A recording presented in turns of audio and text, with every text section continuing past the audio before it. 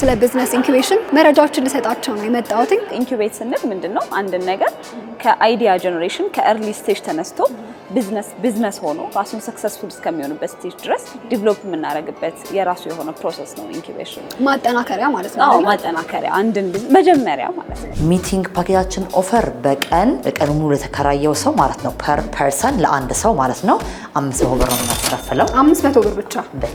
ከእንግዲህ ስራ የለኝም ማለት ቀርቷል ነበር ብላችሁ ኢንኩቤሽን ስላለ አሁን ደግሞ የስራ ቦታ የለኝም ማለትም ሊቀር ነው ማለት ነው። አዎ በሚገባ ከምታስቢ በላይ የኔ ከሚሉት ቢሮ በላይ ኮምፎርታብል የሆነ ቦታን ክሬት አድርገን አዘጋጅተንላቸዋል። የንግድ ቢሮ የሚከራይ ኢንተርፕረነር ኦር ስራ ፈጣሪ ስብሰባዎችን እንዲጠቀም ሚቲንግ ሩሙን በወር 4 ጊዜ በነፃ እንሰጣቸዋለን። as part of the package ማለት ነው። በወር 30,000 ብር ነው የምናስከፍለው። 30,000 ኤግዛክትሊ። ለሴዎች ደግሞ ሲሆን ጊዜ በወር 20,000 ብር እናከራያለን ማለት ነው። ኮንፈረንስ ሆላችን እንደ የታይሚንጉ ይለያያል። ለምሳሌ በሰዓት ከ1,000 ብር ጀምሮ የምናከራይበት ታይሚንግ አለ።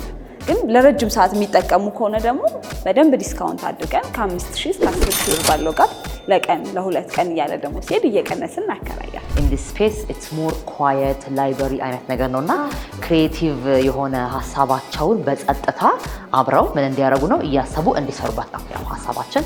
የቀን ፕራይሱ 800 ብር ነው።